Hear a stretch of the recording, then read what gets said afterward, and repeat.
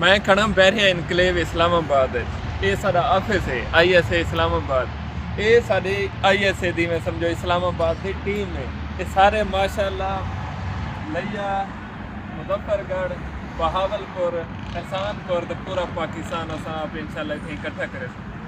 मार साहब हुण आज 3-4 दिन सारे इकट्ठे लई वेंदे मुजफ्फरगढ़ दे सरदार है यार लई वेंदे घर वेंदे पे इंशाल्लाह बेगम कने शाबाश गिनसे